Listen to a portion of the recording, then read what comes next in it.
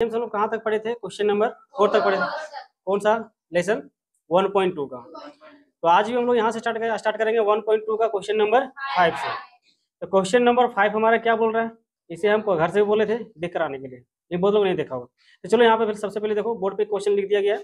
Question number 5 क्या बोल रहा है? तो क्वेश्चन बोले कि जांच कीजिए कि किसी प्राकृतिक संख्या n के लिए संख्या 6 के पावर n अंक 0 पर समाप्त हो सकती है।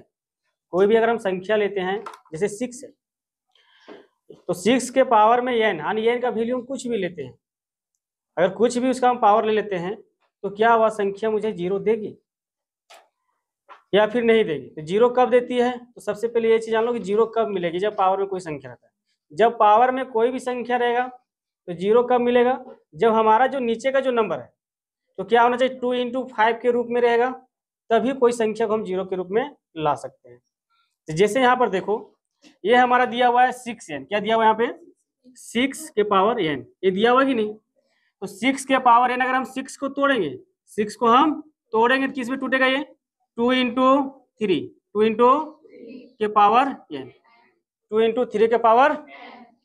अब इसके पावर में अगर हम ले लेते हैं यहाँ पर सपोज इधर, ठीक है, यहाँ पर 2 × 3 है के पावर में हम 2 ले लेते हैं। यहाँ पर मेरा कितना हो गया? 6 हो गया। अब 6 का स्क्वायर करेंगे कितना होगा? 36। कितना हो गया? 30।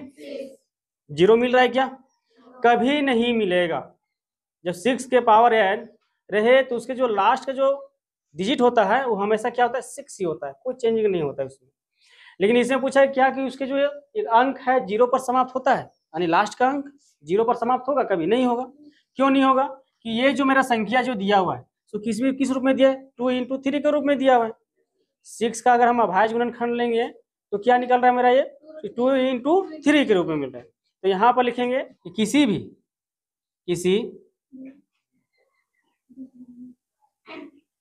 यहाँ लिखो दिया है, क्या दिया है? 6 है, नहीं दिया है। अब देखो किसी भी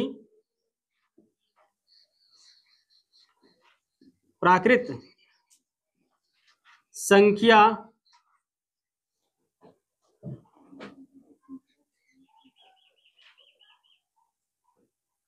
टू इंटू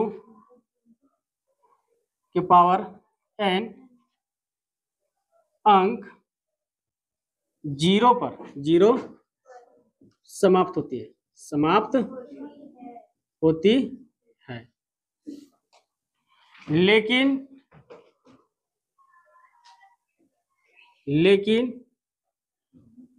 6 के पावर n का अभाज्य गुणनखंड का अभाज्य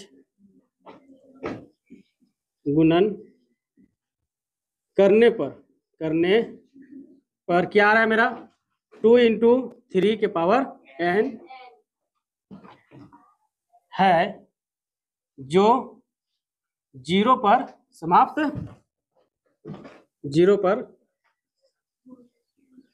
समाप्त नहीं हो सकता है, नहीं हो सकती है। ठीक है, लैंग्वेज को समझना है, केवल ये चीज समझना है कि कोई भी हमारा जो प्राकृतिक संख्या है वह किसके रूप में होता है? 2 × 5 के रूप में होता है ना, उसी का केवल क्या होगा? 0 आ सकता है। किसी भी संख्या का अगर हम अभाज्य गुणनखंड करेंगे तो वह किसके रूप में टूटता है? 2 × 5 के रूप में, 2 × 5 के रूप में।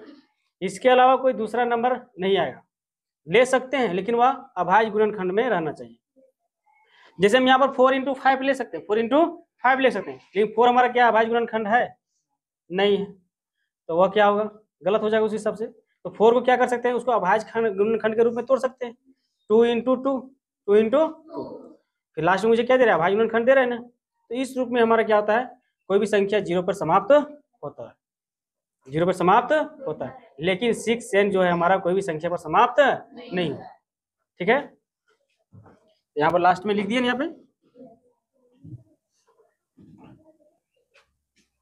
यहाँ लिख दो अतः 6n का अभाज्य गुणनखंड करने पर इतना है जो 0 पर समाप्त। क्वेश्चन नंबर 6 क्या बोल रहा है इसमें?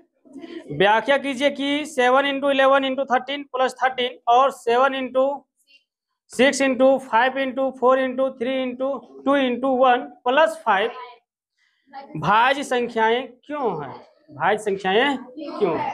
एक तो सिंपल यहाँ से पता चल जा रहा है कि भाज्य संख्याएं क्यों है, क्योंकि इसमें 4 से गुना किया गया है, 6 से भी गुना किया गया है, किया गया कि नहीं। अब 4 में क्या होता है, 4 हमारा क्या है, सबसे छोटी भाज्य संख्या है कि नहीं। एक चीज तो यहाँ पता चल गया। दूसरा में बोल रहा है क्या कि 7 × 11 × 13, यहाँ पे 3 संख्याएं गुना किए गए। कितने संख्याएं, इनके फैक्टर कितने हो गए, ऑलरेडी 3 हो गए, ऑलरेडी 3 है। जब भी कोई भी अभाज्य गुणनखंड निकालते हैं, अगर कोई भी अभाज्य संख्या निकालते हैं तो अभाज्य संख्या क्या होता है, जिसका केवल क्या हो, 2 फैक्टर हो।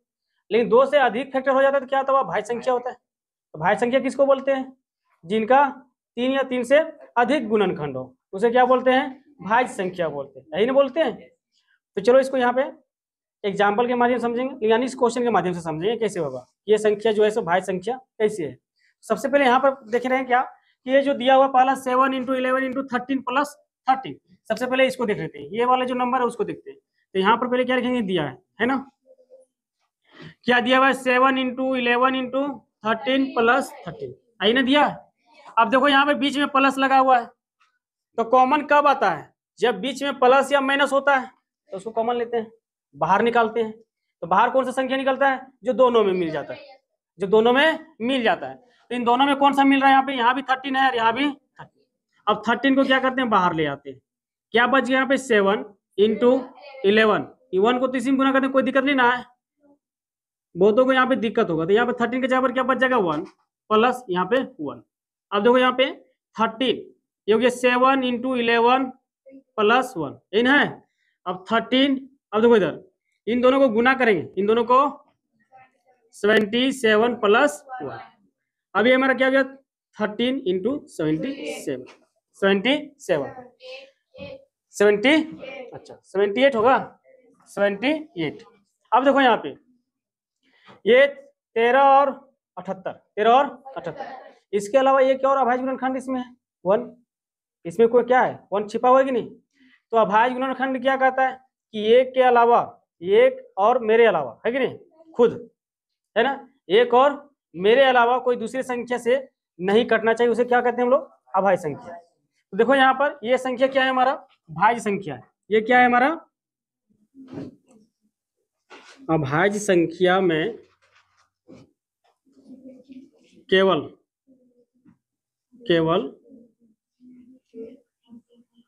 2 गुणनखंड होते हैं, केवल 2 गुणनखंड होते हैं, भाज्य संख्या होगी। भाज्य संख्या क्यों होगी, देखो इधर ये 13 × 78, अब इसमें क्या छुपा है, एक यहाँ पर 1 भी छुपा है, क्या छुपा है, 1। अब इसका कितना गुणनखंड हो गया, 3 कितना हो गया। लेकिन इसको अगर हम तोड़ेंगे तो ये भी मेरा टूटेगा, ये भी टूटेगा कि नहीं, 78 भी टूटेगा। 78 को हम लोग तोड़ेंगे किस में टूटेगा, 13 × 6 = 78, यानी 13 × 2 × 2 × 3, इसमें टूटेगा। तो ये हमारा क्या हो रहा है, एक 2 से अधिक गुणनखंड निकल रहा है इसमें, कितना, 2 से अधिक गुणनखंड निकल रहा है। तो इसलिए जो हमारी संख्या है सो क्या है, भाज्य संख्या है कि नहीं। अब दूसरा हमारा यहाँ पे क्या है, अब यहाँ पे 7 × 6 × 5 × 3, अच्छा 4 है, 4 × 3 × 2 × 1, ये है कि नहीं। अब देखो यहाँ पे जो दिया है, अब इसका कॉमन लेंगे यहाँ पे, तो कॉमन क्या निकलेगा मेरा, यहाँ भी 5 है, यहाँ भी 5 है, 5 आ गया बाहर, तो क्या निकलेगा, 7 × 6 × 4 × 3 × 2 × 1, है ना, 1 + 1। अब गुना करेंगे इसको, तो 5 × अब गुना करो यहाँ पे 7 × 6 कितना हो गया, 42 को 4 से गुना करेंगे, ठीक है, 16 को 3 से गुना करेंगे, 168 को 3 से गुना करेंगे। उसके बाद क्या करेंगे, 2 से भी गुना करेंगे और लास्ट में +1 करेंगे, है ना, कितना आया, और उसको फिर डबल करेंगे, कितना हो जाएगा, 1008 + 1। देखो इधर अब ये हो गया मेरा क्या, 5 × कितना हो जाएगा ये मेरा, 1009। सेम चीज यही है। अब देखो यहाँ पे, यहाँ भी हम क्या लिखेंगे, चूंकि, क्या लिखेंगे इसको, यहाँ पे लिख देते हैं, ठीक है, चूंकि अभाज्य संख्या, क्या, अभाज्य संख्या में क्या होते हैं भाई, संख्या में केवल दो गुणनखंड होते हैं। क्या होते हैं? दो गुणनखंड होते हैं। अतः ठीक है, ठीक है, देखो यहाँ पे ये हमारा क्या होगा, भाज्य संख्या होगी। ये मेरा क्या होगा, अतः ये भाज्य संख्या होगी। भाज्य संख्या क्यों होगी? इनके पास क्या है कि 3 से अधिक गुणनखंड है, 3 या 3 से अधिक गुणनखंड है, एक को छोड़ करके, है कि नहीं, एक को छोड़ करके। यहाँ पर देखो तो एक को छोड़ करके क्या हो रहा है कि नहीं, एक को छोड़ करके ज्यादा गुणनखंड हो रहा है कि नहीं। ये भी हमारा क्या हो गया, नंबर 7। सभी लोग बुक में देखो, ठीक है, क्या बोल रहे हो। क्वेश्चन नंबर 7, किसी खेल के मैदान के चारों ओर एक वृत्ताकार पथ है। इस मैदान का एक चक्कर लगाने में सोनिया को 18 मिनट लगते हैं, जबकि इसी मैदान का एक चक्कर लगाने में रवि को 12 मिनट लगते हैं। मान लीजिए वे दोनों एक ही स्थान और एक ही समय पर चलना प्रारंभ करके एक ही दिशा में चलते हैं। कितने समय बाद वे पुनः प्रारंभिक स्थान पर मिलेंगे? सोनिया जो है वह एक चक्कर लगाने में कितना मिनट लगाती है, और रवि 12 मिनट। तो पूछ रहा है इसमें कि दोनों ऐसे एक ही स्थान से चलना शुरू करते हैं, तो कितने देर बाद एक ही स्थान पर आकर के मिलेंगे। तो सिंपल है, अगर इसे हम बनाना चाहेंगे तो सिंपल है, क्या करेंगे, दोनों संख्याओं का जो है एलसीएम ले लेंगे, दोनों संख्याओं का एलसीएम ले लेंगे। तो एलसीएम जो आएगा वही हमारा क्या होगा, आंसर होगा। तो एलसीएम क्या आता है, क्या होगा इसका, 36। क्या होगा, 36। आंसर आपका क्या होगा, 36। लेकिन डायरेक्ट एलसीएम तो निकालने के लिए मुझे क्या चाहिए, जिस लेसन में हम लोग जो भी पढ़ रहे हैं, जिस अध्याय में, इसमें हम लोग क्या पढ़ रहे हैं, अभाज्य गुणनखंड। तो इसके जो निकालने का जो तरीका है वह क्या अलग है, इसमें कुछ हम फॉर्मूला भी पढ़े थे। तो एलसीएम निकालने का जो फॉर्मूला इसमें पढ़े तो क्या था कि first number into second number बटे में HCF। मुझे तो 2 नंबर पता है, लेकिन HCF पता है क्या, नहीं। इसे अगर हम डायरेक्टली निकाल सकते हैं तो भाग विधि से निकाल सकते हैं एलसीएम, लेकिन जब मुझे निकालना होगा इस तरह से सूत्र से, तो क्या करने का, सबसे पहले कि मुझे HCF निकालना पड़ेगा। तो यहाँ पर सबसे पहले क्या कि देखो यहाँ पर क्या लिखेंगे, दिया है, ठीक है, क्या लिखेंगे, दिया है ना। सोनिया द्वारा एक चक्कर लेने में कितना टाइम लगता है, कितना, एक चक्कर में कितना, 18 मिनट, 18 मिनट। एवं वही अगर रवि लेता है तो कितना, 12 मिनट, यही नहीं लेता है। तो यहाँ पर देखो, इधर हम यहाँ पर मान लेते हैं, क्या यहाँ पे, माना की, है ना, माना की पहली संख्या बराबर, माना की पहली संख्या बराबर क्या हो गया मेरा, 18, और दूसरी संख्या बराबर, दूसरी संख्या बराबर 12। HCF, अब इन दोनों का HCF निकालेंगे कितना आएगा, 6 आएगा, कितना आएगा, 6। HCF निकालेंगे तो कितना आएगा, 6। अब देखो यहाँ पे HCF निकालने का तरीका क्या है, यहाँ पर हम क्या ले रहे हैं, 18, इसको आप भाज्य गुणनखंड करते हैं, कितना यहाँ पे 2 से 9, ये मेरा 3 से 3, अब ये मेरा हो गया 12। अब इसका भी भाज्य गुणनखंड करेंगे तो 2 से कितना हो गया, ये 6, फिर 2 से 3, तो यहाँ पर लिखेंगे डायरेक्ट 18 बराबर क्या हो गया, 2 गुने 3 इंटू 3। यहाँ पर फिर हो गया 12 बराबर क्या हो जाएगा, 2 इंटू 3। अब मिला क्या, ये दोनों मिला, ये दोनों मिला ना। अब ये दोनों मिला है क्या, ये दोनों मिला, मिला कि नहीं। दो यहाँ पे HCF, क्या हो जाएगा यहाँ पे, 2 इंटू 3 बराबर 6, और LCM, ये हमारा क्या होगा, 2 इंटू 3 बराबर 36। हम इस प्रकार से भी निकाल सकते हैं, इस प्रकार से भी हम निकाल सकते हैं। और तरीका निकालने का क्या है कि हम यहाँ क्या किए, HCF भी निकालनी है, HCF भी हम निकालनी है कि नहीं, HCF भी निकालनी है। तो मुझे निकालना क्या है, LCM, क्या निकालना है, LCM। तो LCM बराबर क्या था, N1 इंटू N2 बटे में HCF। ये दूसरा तरीका है कि नहीं, ये भी अलग तरीका है, ये भी अलग तरीका है। देखो इधर कितना हो जाएगा, यहाँ पे 18 इंटू 12/6 काटेंगे तो ये कितना बार में जाएगा, 3 बार में, बराबर 36, बराबर 36। अतः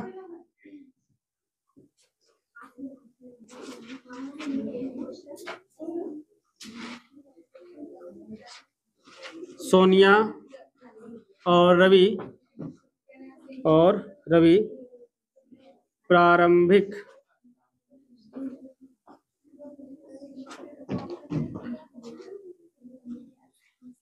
स्थान पर 36 मिनट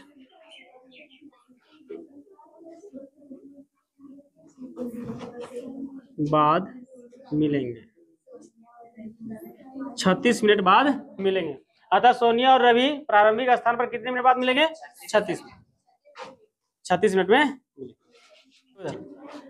अब ये दोनों में कोई भी बना सकते हैं, ये भी बना सकते हैं, ये मेरा हो गया सेकंड और ये मेरा हो गया फर्स्ट, है ना, ये हो गया मेरा फर्स्ट।